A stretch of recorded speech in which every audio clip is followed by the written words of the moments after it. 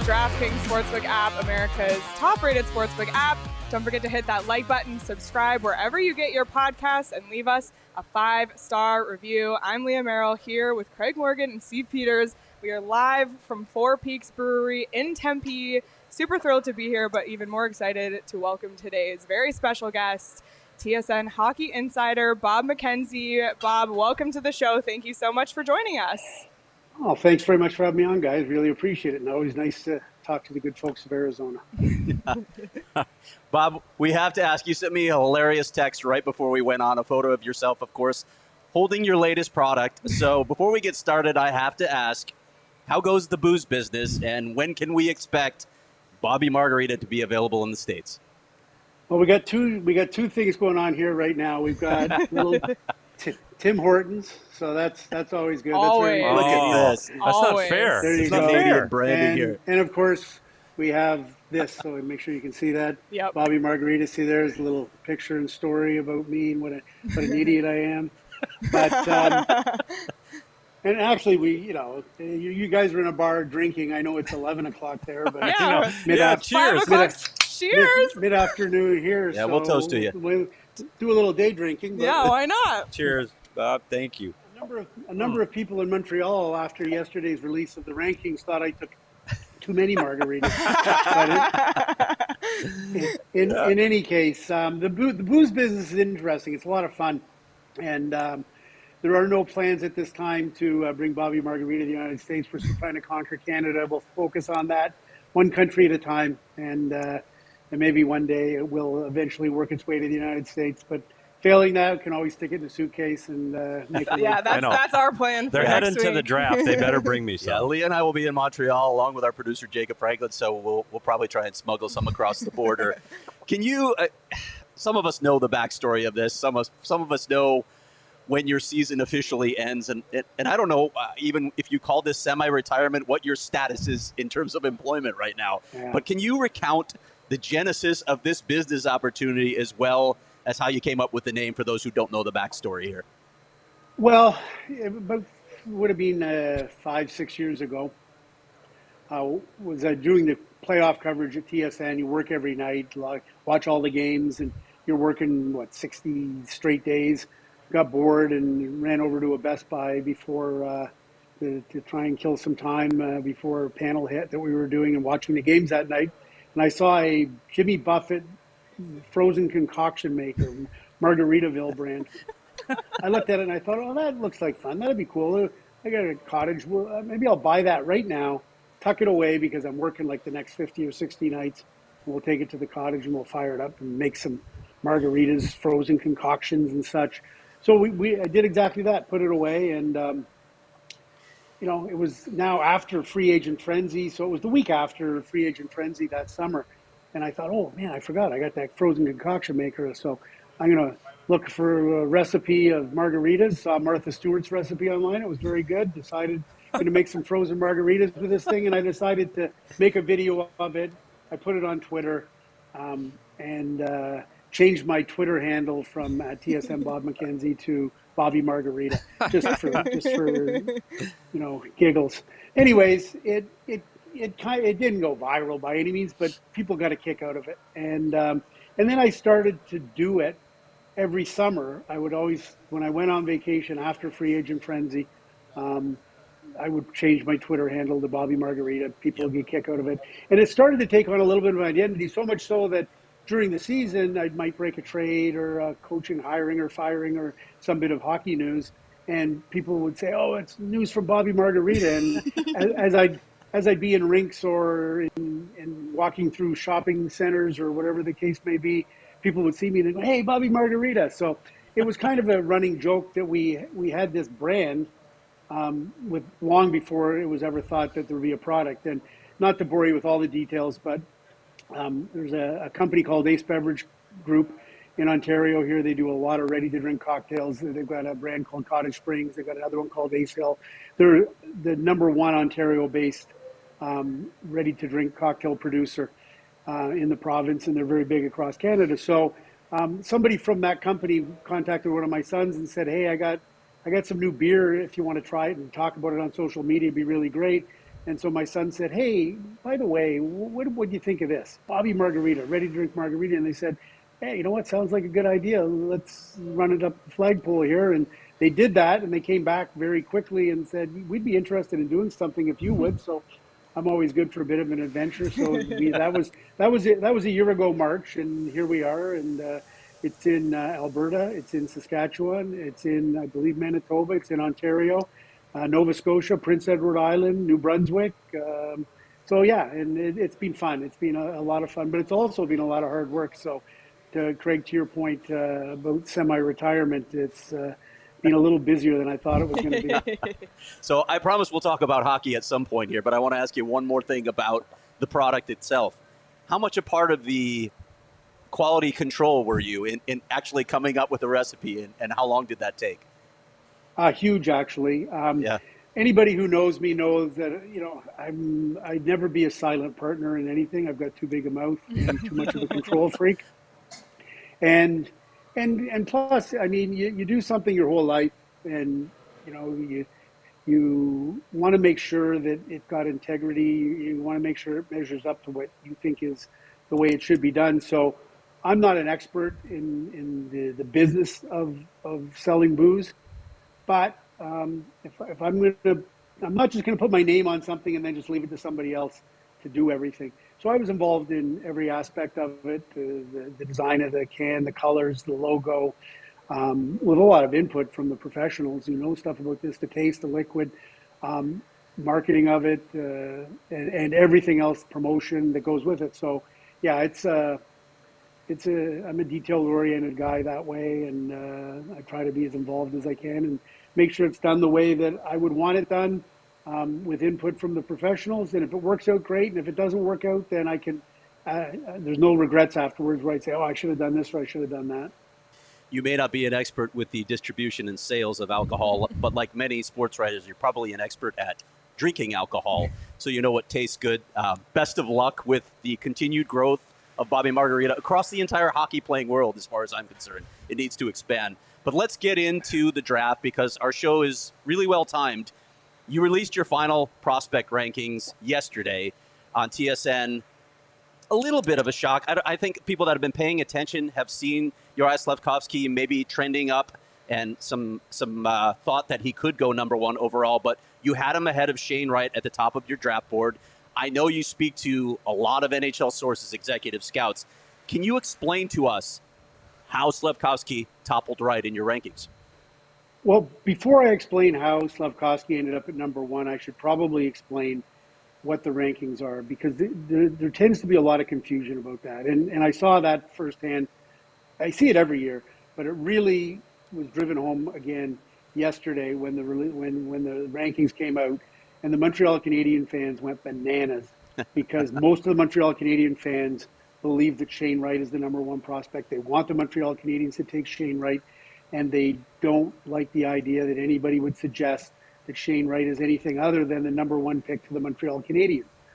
Now, if those Montreal Canadiens fans that went bananas had actually taken the time to actually read the story that accompanied the graphic that you're looking at right now, very high in the story, they would, and I realized having to read a few paragraphs is too much work for most people on social media.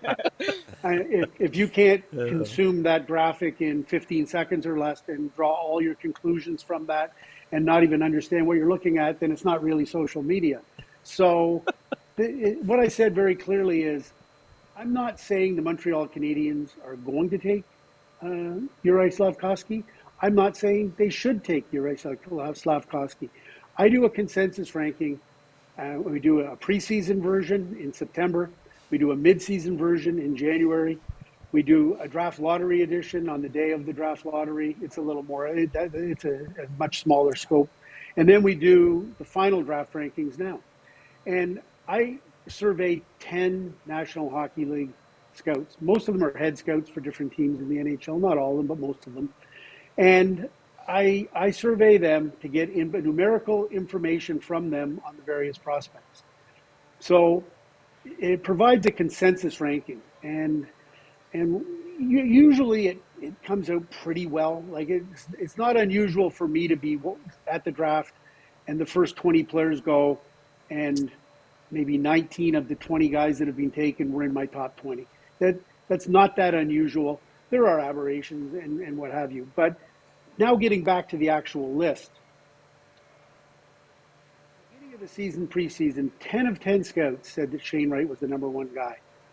At the midseason list, 9 of 10 scouts said that Shane Wright was the number one guy, although a lot of them who voted for Shane Wright, a lot of those 9 who voted for Shane Wright cautioned that it was becoming extremely close. Now, that was pre-Olympics. Now, at the draft lottery, I talked to 9 scouts.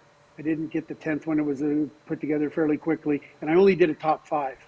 And so 6 of 9 scouts said that Shane Wright was still at number 1. Now I go, a couple of weeks ago, survey the same 10 scouts that I started with at the beginning of the season, and lo and behold, 5 of them said that Juraj Slafkovský should be the number 1 pick. 4 of them said Shane Wright should be the number 1 pick, and one of them said American-born center Logan Cooley from the U.S. under-18 team should be the number 1 pick. It was very reminiscent, I should add, of a number of years ago where Nico Hischier got 5 votes as the number 1 pick, Nolan Patrick got 4 votes as the number 1 pick, and one really smart scout said that Cale Makar should have been the number 1 overall pick. Wow. And we had him at number 4 on our list that year. So in any case, that's the process. It's not personal. There's no subjectivity on this. I don't go out and scout the players. My strength is that I have the ability to talk to a lot of scouts who trust me implicitly and give me information they might not otherwise want to give me. And that allows me to put together a list and become what I've always billed myself as the greatest pseudo-draft expert in the history of the draft, because I'm not a real scout. My pal Craig Button at TSN goes out and actually watches these players. He's far more of an expert on these players than I am. And there's all sorts of people who dedicate their entire lives to nothing but the draft, and they are true experts, and I'm not. But I am very good at doing what I've done my whole life, and that is reporting on things that other people tell me. and that's really the essence of this. So the obvious conclusion here is that Juraj Slafkovský was number 5 at the mid-season rankings. Then came the Olympics. Then came the men's senior world championships. He was lights out good in both of those events. And now suddenly he went from 5 at midseason to number 1. Shane Wright, over the course of the season, is trending in the other direction. And he had a good season in the Ontario Hockey League, but there were a lot of nights when he left a lot of scouts wanting more. And he scored fewer goals in his draft year than he did 2 years ago as a 15-year-old player who was in the Ontario Hockey League because he had exceptional status. And so that was concerning to a number of scouts. Now, the flip side, and I made sure to point this out in the story as well, there are a lot of scouts concerned that Juraj Slafkovský's best work happened in 2 tournaments, at the Olympics and the Senior Men's World Championship, and that the numbers he put up in the Liga, the Finnish Liga, the Finnish Elite League, he only had 5 goals over the course of the season, and for much of the season he was stuck on 2 goals. So there are reservations about both players in terms of whether they can become first-line players in the National Hockey League. Wow. Well, Wright is clearly still an elite player. You know, even if he's not a unanimous number 1, he's still ranked highly. Are there concerns about him even falling out of the top 2? Could you foresee that something like that happening? You know, it's really difficult to know. I don't actually broadcast the draft anymore. I think last year might have been the first year I didn't do it in a long time, because NBC was supposed to, in its last year of its agreement with the National Hockey League, NBC was supposed to do last summer's draft, and they didn't get to do that. They had to give it up because it was the same day as the Olympic opening ceremonies. And obviously, in a lame duck position that NBC was in, as ESPN and TNT and Turner were taking over, they basically surrendered it back to the National Hockey League, and the NHL decided to produce their own draft telecast that would appear last year on ESPN and Rogers Sportsnet in Canada. And since I'm a TSN employee and Rogers Sportsnet's the rival, there was no position for me on the draft broadcast. So what I would say about what happens on draft day is I never really spend very much time until the morning of the draft day chasing all those rumors, because what I found from my experience over the years was you just chase your tail. There's so many rumors, and there's so much stuff out there, and most of it ends up being BS, that you just waste an enormous amount of time. And I never even started to try to figure out who was taking who until the actual morning of the draft, and then that day I would really start to drill down on it. I don't even need to do that this year because I'm not on a draft broadcast. But what I can tell you, and I also like to joke, I was always known as the hockey insider. I'm truly much more of a hockey outsider than insider now. And I mean that in all sincerity. So what I tell you now, I qualify with that statement. So anecdotally speaking, Canadians don't take Shane Wright at number one. One of the theories that's out there, and I've not spoken to anybody in the New Jersey Devil organization about it, is that the New Jersey Devils, because they have Nico Hischier, because they have Jack Hughes, that positionally in a year where there's not much separating the top winger from the top center from the top defenseman, that maybe New Jersey might be inclined to positionally and not take a center. And if that were to happen, then obviously Shane Wright would not go in the top two. But there's a lot of ifs there. Montreal has to, take somebody other than Shane Wright. New Jersey has to decide that they're not going to take the consensus number two on our list at number two. So is there a path to Shane Wright dropping to number three? I would have to say potentially there could be. Wow, that's it. Can we end the show now? We've been talking about playing wrong for right at our show for almost a year in Arizona, and we're in the middle of a rebuild here. There's no ifs, ands, or buts. The Coyotes are rebuilding right now, so this draft is incredibly important. The Stanley Cup was awarded a few days ago. The Coyotes Stanley Cup is next week.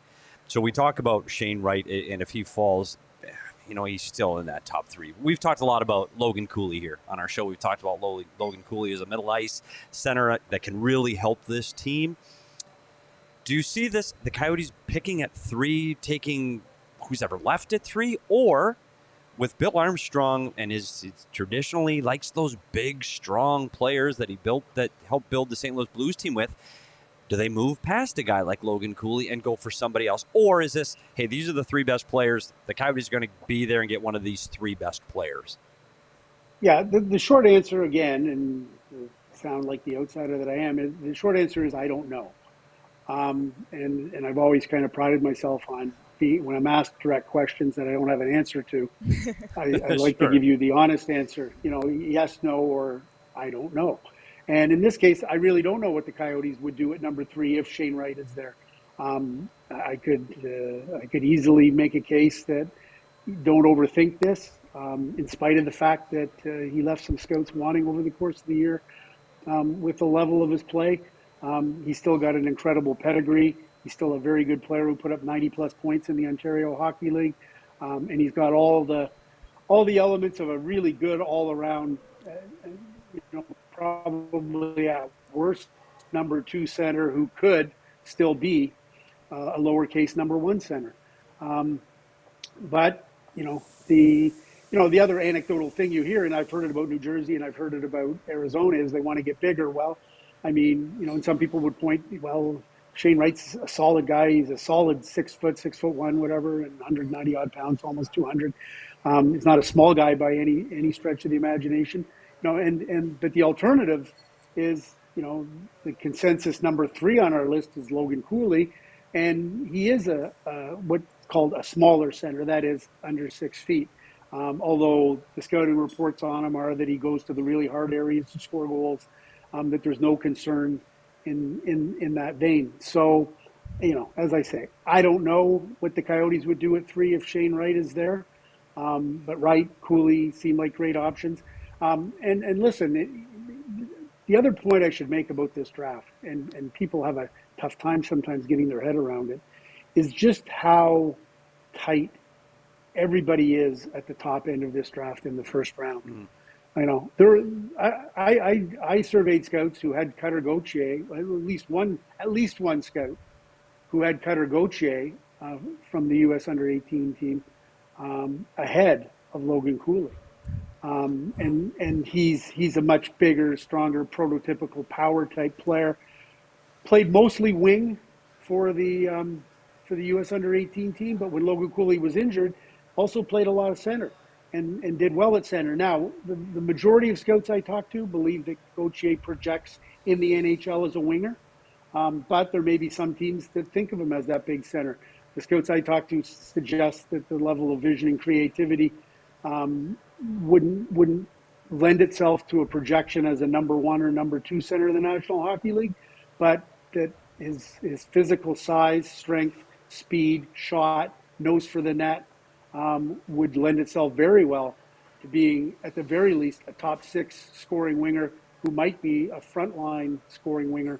In terms of, again, I don't usually try to get into too many comparables because it creates a false sense of expectations, but I got the feeling when scouts were describing Cutter Gaucher that maybe they were describing a Chris Kreider kind of player.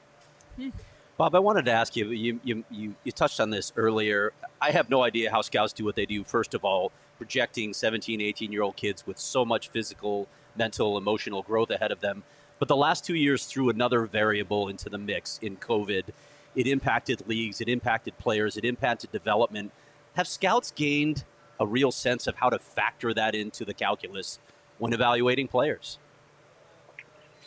Yes and no. I think they've quickly recognized that the pandemic really damaged and altered the way they do their job, how difficult it is to read players, and this, a lot of this group is what we might call the COVID class. Shane Wright lost an entire year of hockey. Yeah. He played one under-18 tournament, not this past season, but the season before. That can't help a player, I wouldn't think. And as a result, I think it really skewed. I think the scouts probably realized I have a little less confidence in a lot of the decisions we're making in last year's draft in particular. Things got back more to normal this year, so I think they feel much better now than they did a year ago. But I think they're still recognizing that there could be some real negative impacts on the development of a lot of the players that they drafted in the last 2 years, and to some degree, some of the players that are going to be drafting this year. So I think they've got their head around the whole idea of what the pandemic meant to it. But I think it's really a mixed bag in terms of, the true impact of it. So we've talked a lot about the forwards in this draft, but I want to kind of shift over to the defensemen. Would you say that Šimon Nemec, and I don't think I'm saying his name 100% correctly, do you think he's the best defenseman in this draft, and what is his ceiling and potential? Well, I'm the same as you. Sometimes I look at it as Nemec. In any case, he's number 4 on our list. The next defenseman after him is David Juraj, the defenseman from Czechia. And then we get a run of defensemen just outside our top 10. Kevin Korchinski, a Canadian who plays for the Seattle Thunderbirds. Pavel Mintyukov, an offensive defenseman, a Russian who plays for the Saginaw Spirit. So we've got 4 defensemen in the top 15, 4 defensemen in the top 12. I've had scouts make a case for each and every one of them, but Nemec is the guy that more scouts than not that I talk to think is the number one guy. He's a solid 6-footer in a draft where there's so many sub 6-foot defensemen, sub 6-foot puck moving defensemen. Nemec he's a solid guy. He's close to 200 pounds. He moves the puck extremely well. He skates extremely well. His hockey sense is very good.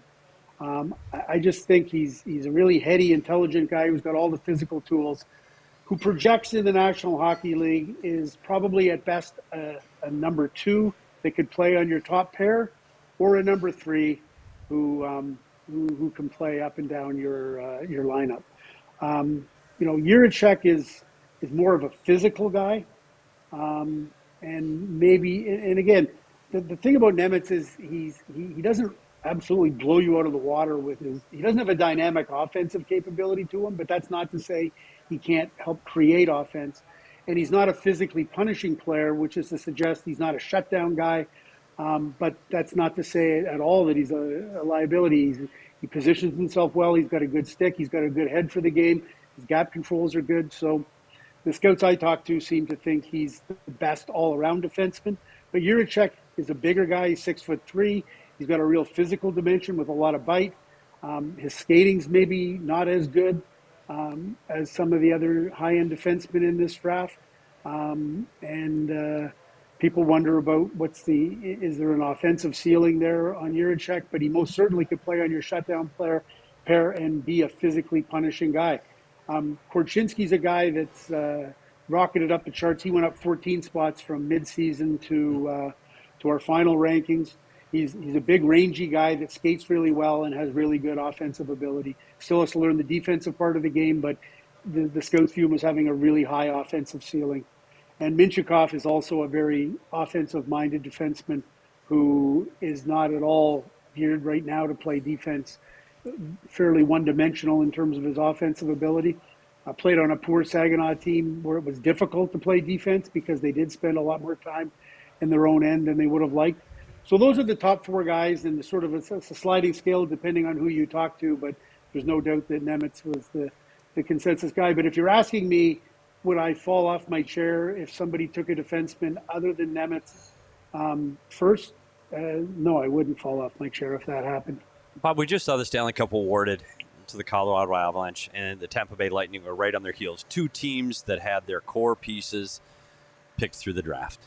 So we look at Arizona Coyotes now, and again, we're not there yet, but 3 picks in the first round, 7 picks in the first 45. Never happened in the history of the NHL having that many picks in the first 45. Can Coyotes fans at this point have a little bit of hope that this is how a team gets built to actually win?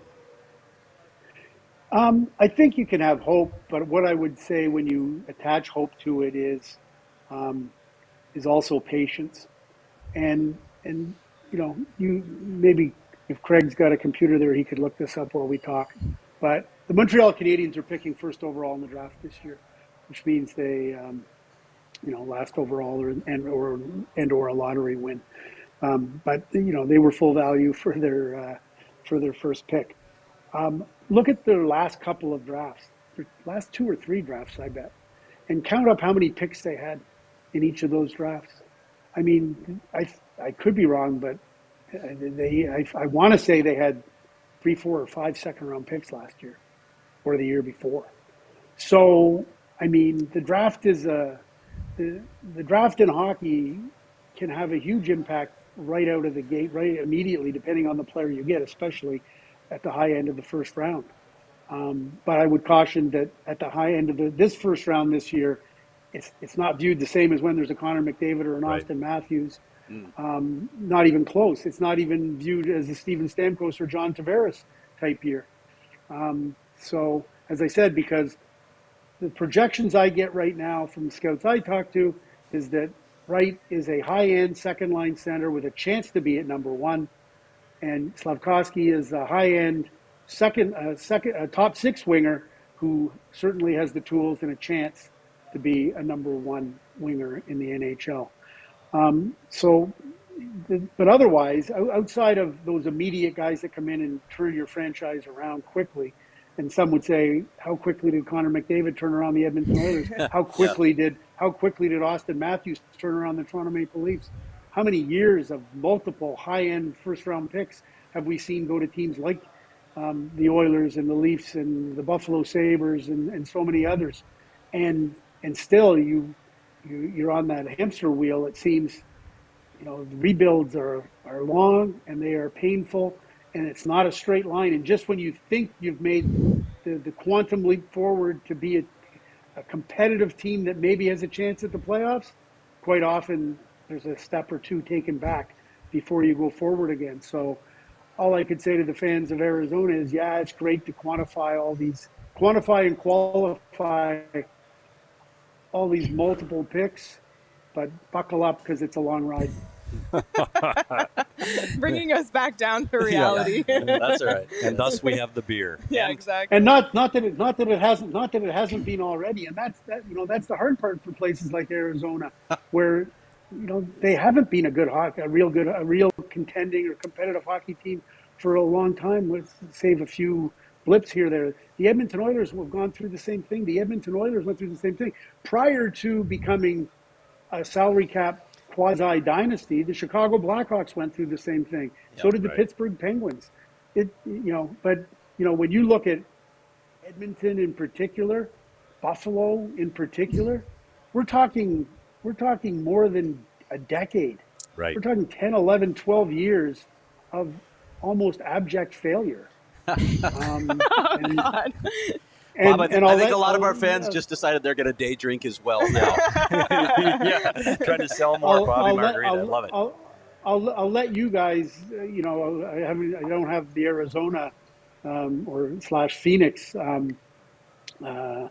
record in front of me, but I feel like it's been a long time since somebody could say that the Coyotes are a competitive contending team. It's been a decade. And don't look at our draft history here either, Bob, because that has been All right, moving right on. When you look at the Coyotes, we've talked about the number 3 overall pick a lot, but they have a lot of picks lumped together. We talked about they have 7 in the first 45. Well, most of those fall in very short order in the late first round, early second round. Are there any drawbacks to having that many picks lumped so close together, or can it be an advantage? Really, it can be an advantage. It can be a little bit of a disadvantage, I suppose. But at the end of the day, it's all just currency. Draft picks are just currency. And whether they're draft picks that haven't been made or whether they're draft picks that have been made, then they become prospects. And that then becomes like investing in the stock market. Those prospects, their value can go up, their value can go down. But there is right now a fixed value for the most part. NHL teams, and they can quantify just about everything, and everybody talks about analytics. There are complex, or maybe they're not complex, but everything's complex. Anything to do with a number involved is complex to me. Same. The math genes skip my family entirely. But there are formulas that if you have the 27th pick and the 33rd pick, and you put them together, it's worth whatever higher pick in the first round, and they do that on a sliding scale all the way through. Especially in Craig, you're at the draft a lot, I'm sure, or have been there a lot, and we've had them virtually for the last couple of years. But especially even when you get into the 5th and 6th and 7th rounds, you're seeing all of a sudden these deals are done where 2 draft picks get traded for 4 draft picks, and you're thinking to yourself, man, the draft's almost over. We just want to get going. It's day 2, and what teams are doing is they're looking at their analytics and the equation that says what these picks are worth if we move up, what these picks are worth if we move down, what this pick is worth if we move down. And so as I go back, the picks are currency, and if you choose to move those picks on the day of the draft, you can turn them into live assets that might be older and more ready to come in, and that's how you accelerate a rebuild. Dean Lombardi was one of his great skills with the Los Angeles Kings was knowing when to take guys that were in your young players that were in your lineup or draft picks or prospects and trade those guys at the key moment. He did it when he traded Wayne Simmons to Philadelphia, and when he made the deals to get Jeff Carter, when he made the deals to get Mike Richards that paved the way for the Kings to win their cups. And Lombardi always used to talk about, when the bucket is overflowing with prospects and you feel as though your team is at a certain level, time to start taking all those prospects or picks, moving them out for older players that can complement the prospects and the picks that you decided to keep. So we're going to get into some rapid fire. We have a list of players here. Just want your takes taken 30 seconds on each of these players. So we'll start with Nathan. Is it Gaucher? Okay. Gaucher. From the Quebec Ramparts. Yeah, a very big center. Some offensive ability, but this is a constant refrain, and we could even talk about it in terms of a higher end guy like Marco Kasper, who's number 10 on our list. Marco Kasper is an Austrian who played in the Swedish league. Connor Geekie of the Winnipeg Ice is number 13 on our list, I believe. Yeah, big, strong center, and all the way down to guys like Gaucher and others. And NHL teams, general managers, scouts, they love getting a big center that can play. And what's not to like about that in the National Hockey League? But a lot of times the big center that can play maybe has some offensive limitations, or maybe isn't as big a point producer. If they were, then they'd be projected as number one guys. So the classic conundrum for players like Gaucher, and guys and even guys at the higher end like Geekie and Kasper, is what do you project for them? What's their offensive ceiling? Is it way up here, or is it in the middle here, or is it way down here? And you want a big guy, but depending on where you're picking in the first round, do you want to take a guy who the consensus is, well, he's going to top out as a third line center? Or do you want more bang for your buck depending on where you're picking in the first round? And so guys like, there's a big debate going on right now with Kasper. And I'll talk about Gaucher in a second, but with Kasper, some scouts think he's got more offensive upside than he gets credit for, and that as the season wore on, he started to show glimpses of that, and he finished strong. If you really believe that's the case, then he could go a lot closer into the top 5 than top 10. If you don't believe that he's got that higher offensive ceiling, then he could go a lot closer to 15, 20, or 25 overall, as opposed to where we've got him at the number 10 spot. Same sort of thing with Connor Geekie. If you believe Connor Geekie can flirt with being a second line center in the NHL instead of a third line center, well, he's a top 10 pick all day long. But if you think there might be some offensive limitations, or that his speed is just average and therefore he might not be as productive, then maybe you drop him down a little bit. But everybody loves a big center that can play both sides of the puck. But if they don't have enough offensive ability, then you see them drop down. So at some point in the first round, we've got Gaucher at number 28. Could go higher than that if you believe he can be a lowercase second line center. But if you think he's pigeonholed as just a third line center, well, then maybe he could go exactly where we've got him. And if you think that he's really offensively limited, then he might not be a first rounder at all. But at some point, just being a big center that can make plays and did as well as he did over the course of the year, then he's not going to fall too far. So, Bob, one of the things, we talked a lot about the center iceman here. Is there any guy on here that we've missed? Because Arizona's talked about center ice depth for a long time, that they haven't had it. 20 years. Yeah. We had Jeremy Roenick back in the 90s. But so is there any guy that we've missed on this list today that you go, okay, here's a guy we haven't talked about that Coyotes fans might know? And, this, we talked about those late picks, so it could be late first round, early second round, that, yes, they can still get a good centerman this late. Well, I mean, there's 3 interesting players, and they're not all centers, obviously, but I'm going to tie all 3 of them together. The 3 Swedes that are ranked in the first round. So you've got Jonathan Lekaramäki at number 8. He's a scoring winger.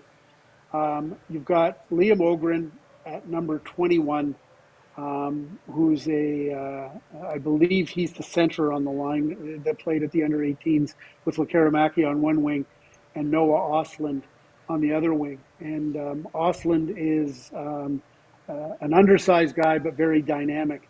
And that line was lights out at the under-18 World Championships for Sweden. And Ogren and Ostlund are 21 and 22 on our list. Lekaramäki's number 8. I can tell you the kind of draft year it is. That's a consensus ranking. I'm looking here at my range for Ogren, and I've got one scout who had him in the top 10. Actually, 2 scouts had him in their top 10, and another one had him just outside the top 10.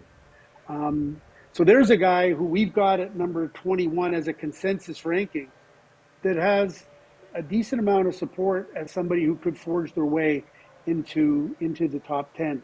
And I'll have to go back, and I get confused sometimes with so many players and things. But I want to say Ogren's the center and Oslin and Lekaramaki are the wingers. But somebody will correct me very quickly if I was wrong on that, I'm sure. All right, Bob, we have kept you a very long time. We're going to ask you one final question. Of course, we're going to put you on the spot right before you leave here. Nice. Good. Who are the Coyotes taking at number 3? What's your prediction? And this is your walk-off here, right here. This is your walk-off quote Drop that the everyone will critique from here until the draft. I will give you, this is a cop-out, but I'll give you the same answer I gave earlier. I have no clue. No clue whatsoever. And I've never been less vested in finding out because, as I said, when I was actually broadcasting the draft, which I did for much of my career, first with TSN and then with NBC, it was my pride and joy to try and know ahead of time how the draft was going to unfold. And as I said, I would wake up that morning of the draft, and my mission in life was to gather as much information as I could. And I never really started to feel good about the order of selection and how things were going to roll out until I actually got on the draft floor in the 45 minutes or the hour right before the draft. Huh. And I don't have the ability to do that. And so, I mean, for me, even if I was doing broadcasting the draft, which I'm not, I would tell you that here we are on whatever day it is. It's Wednesday, right? Yeah. And so and the draft isn't until the first round of the draft isn't until next Thursday. That might as well have been a million years away from even when I was broadcasting the draft. And now I still haven't fully decided yet whether I'm even going to be at the draft or whether I'll just sit at home with a Bobby Margarita and try and tweet out the picks before they happen like I did last year. So just to be clear, I'm going to let Leah take you out in a minute here, but just to be clear, Bobby Margarita is available in Montreal, right? It's actually not, but Oh, no. Killing us. So there will be a shipment waiting at our Airbnb, right? It's very close. It's not very far to Hawkesbury. Yeah, we can Hardly drive from- to the border. There it is. You can just drive over to Ontario and fill up your rental vehicle and away you go. You'll knock yourself out. Perfect. We're going to have to do that. Yes, absolutely. Well, Bob, we can't thank you enough for taking a generous amount of your time today and coming on our show. So thank you so much. And if you do end up going to the draft, you'll have to say hi to me and Craig there in Montreal. So Sounds good. Thanks, Petey. Thanks, Leah. Thanks, Craig. Really appreciate it. Hi to all the folks in Arizona. I hope you enjoy the draft and you have a great summer. Great chatting with you, Thank Bob. you Appreciate so it. much. Thank you. Awesome. Wow. Well, absolutely wonderful interview. I can't tell if my buzz is coming from the beer or chatting with Bob McKenzie for 45 It's unreal. minutes. Like, if you're a hockey fan and you have the luxury of getting Canadian broadcasts in your home, that's a big deal. Like, that was a big deal. Like, that's Bob McKenzie and not the one from like, do you know that? That means Yeah, the Great nothing White to me. North. Sorry. Yeah, Great White North? I know Bob what and you're Doug? talking about. I know what you're Bob talking and my brother Doug, nothing? Nothing at all No, from Leah. I got nothing. That's, Google it. Another Google it. Another segment of old versus new. Yeah, God, right. yeah. We need Old to get Yeah, that was versus young, absolutely whatever amazing. calling it. Absolutely amazing. And again, what strikes home to me, the biggest thing was Shane Wright might not be number 1, and he might not be number 2. Yeah. So we've been talking about wrong for Wright for 9 months. And can you imagine if Shane Wright is an Arizona Coyote? after all of that. Yeah, I have had so many people that I talk to discuss the very thing that Bob brought up on our show. So you're the Montreal Canadiens. Yep. You walk in and you say, yeah, we're taking Juraj Slafkovský. There are going to be a bunch of people at Centre Bell with Shane Wright jerseys on. They've watched him play nearby, grown up. They think that should be the guy. If you don't think there's pressure on an organization when it's hosting a draft to take the guy that everybody in the fan base wants, you're crazy. It exists. It also exists that you want to make a splash. I wonder sometimes, like, if Montreal really wants Slafkovský at number 1, do they try and swing a deal and get the number 2 pick as well so they make a big splash, get both of those players? That'd be unreal. You see who that leaves for the Coyotes, but it's real. That pressure is real when you're hosting a draft. We've seen it multiple times already. We saw it happen in Chicago. Yeah. When Chicago made those big deals, you feel extra pressure when the fan base is just breathing down your neck on the draft floor to make a splash. Quick, though, and the other thing that it brought home is maybe Logan Cooley isn't 3 anymore. Like, all of these things changing so quickly a week before the draft. Cutter Gauthier is jumping way up, and he's a big, strong centerman. It just threw the whole draft prep of all of us for the last 3 months on its ears. But I did like that he said that the breakdown of the scouts talking, the one who said Makar a few years ago, and one said Cooley. So if the Coyotes do get Cooley, could Cooley be, be that guy? It's amazing. And that is the positive for this draft for the Arizona Coyotes. There are good players, not great players. Good players, but we don't know, do we? We don't even know. That's true, because the COVID, you don't actually know. You're projecting 17, 18-year-old kids. There could be a couple superstars that come out of this draft, and we just don't know. And I laugh, and it's funny what Bob said about not even having a sense of the draft order until he gets the draft that day. This is like this is the most veteran reporter out there saying that. Like, so all the chatter out there, all the fans saying, "Oh, I like this guy, I like that guy." HK, sorry, you don't know. Yep, you don't know. And to quote Jim Mora, you think you know, but you never will. But if there's a year for the Coyotes to throw a bunch of picks at the wall, this is the one, and they have a bunch of picks to throw. So, they do. I mean, we'll see what happens next week. It's a gamble. So, and you know gamble? what else is a gamble? Oh, wow. Oh, you just did that? Yeah, wow. Woo! You didn't even do that on purpose. No, I did. Hockey's done, so you can't bet on hockey unless you want to bet on team futures. Craig's almost done with his beer, by the way. But there's plenty of sports you can bet on the DraftKings Sportsbook app, including the UFC this weekend. You might see UFC. The calf slicer, the Peruvian necktie. I don't know what any of those are, but it sounds legit. There are tons of ways to come out on top in the octagon, and for UFC 276, there's one more with the DraftKings Sportsbook app, the official sports betting partner of UFC. Download the DraftKings Sportsbook app now. Use the promo code PHNX. Bet $5 on any UFC 276 fighter to win. Get $100 in free bets no matter what. That's code PHNX this Saturday at DraftKings Sportsbook, the official sports betting partner of UFC. Minimum age and eligibility restrictions apply. See show notes for details. And I don't want to forget it. I want to come back to a super chat we got I saw a super chat. A few minutes ago from Dan, a $10 super chat. Wow. Kudos to having the legend Bob McKenzie on the show. Thank you to Craig for setting that up. And thank you all for watching and being involved in the chat. We see all your comments and for joining us. And I wanted to address that. I know people have a lot of questions for Bob McKenzie, and I want to be more interactive on some of our shows. But when Bob McKenzie is offering his thoughts, you just kind of shut up and listen. So it's just the way the show has to roll, because I'm interested in everything that's coming from Bob McKenzie's lips. Absolutely. I also love that we toasted at 11 a.m. Arizona time and with a Bobby Margarita. Yeah. So cheers. We're out here at Four Peaks 8th Street Pub all day long today, along with the rest of the PHNX crew. The Coyote Show is kicking things off. We got bets right after us, and just the schedule is going to roll on back-to-back shows. If you're available to swing by Tempe, do so. We're all here hanging out. There's drink specials. Yep. And if you want to enjoy a beverage, you must be 21 or older and enjoy it responsibly. But we hope you come out. I'll be hanging out here all day. We're here for a little bit, so hope you stop by, and if not... And there's Cody Coyote. I don't know if you saw it. Oh, nice. Yeah, there is a Cody over there. Beautiful. But if you're not able to make it out today, next Thursday, enough time to put in a time off request at work. Can I just stay here till then? Yeah, literally. We'll be right here. Plenty of space, buddy. Again, at the PHNX Coyotes official draft party. It'll be Sean and Petey holding it down in these seats. Craig and I calling in for Montreal.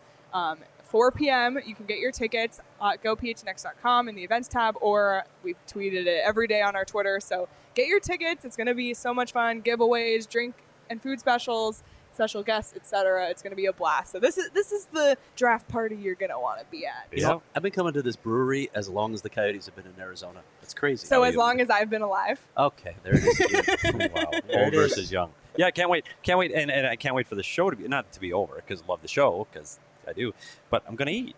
Like, I'm going to have lunch. So am I, and then I'm going to take home dinner. I know exactly what I'm having. Do you? See, I don't. Oh, he always gets the chicken. And then I'm taking dinner home. I'm going to take boxes of dinner home. So there's 2 meals at 4 p.m. And that your dinner you'll have at 4 o'clock? Yeah, I probably will. But I'm not done with that. That's really good. I'm ready for another one. I'm ready. Yes, please. I've been drinking slower. And these guys have to go live in like 5 minutes. Yeah, so we got to wrap gotta up go. here to gotta go. clear out the table. But Yep. And Low Tone Capone is here, by the way. Oh. Yep, he's here. In, Nice. yep, just can't saying. wait. Well, can't wait to At say Four hi Peaks. to everyone who I see sitting off to the side here. Really looking forward to it. We're actually going to be live again tomorrow because we switched around our schedule a bit this week. So we'll be live tomorrow at 11 a.m. on the PHNX Sports YouTube channel and talking to a special guest today for that. So Yes. stay tuned tomorrow to find out who, or later tonight. Who knows? And Craig has a ton of draft prep coming on the website at gophnx.com. Scouting series, sleeper picks, all of that. I also just published 3 more prospect breakdown videos yesterday on the website. We got an exclusive interview with Barrett Hayton dropping tomorrow. All of these things I just said are available for members only. All of this is behind the paywall, so become a member at gophnx.com. Now get a shirt from the locker when you sign up. You can get Cody, you can get PHNX. We're hoping to get a collared button-down PHNX shirt soon. We got hats. Just saying. PHNX. We don't need the hoodie. golf shirt. I'd be wearing it every day. Just saying. Check Put it out there. the PHNX Locker for all of that. And if you want to try your first month for just 50 cents, you can sign up for month to month as well as an option. So lots of great stuff coming up. The draft is literally next week. Craig and I will be in Montreal a week from today already. So stay tuned to at PHNX_Coyotes on Twitter for all of that, and PHNX Sports across all social platforms. And be sure to subscribe on YouTube because we're going to have a lot of great shows. Yeah, I just coming. ordered my Uber for next Thursday at 8 p.m. Hey, if you schedule it, you get a deal, you know? Yeah, Thursday at 8 p.m. Yep. All right. Well, is there anything else you want to add before we have to No, we're good. let the We next got to give show up in? the table. Yep. You know. Everyone, stay tuned on the PHNX Sports YouTube channel for PHNX Bets coming in just a few minutes after us. Thank you so much for watching. Thank you again to Bob McKenzie for his time. It was so great talking to him. And we'll see everybody again live tomorrow or at Four Peaks later today. So we'll hope to see you then. Till then, enjoy the rest of your day, everyone.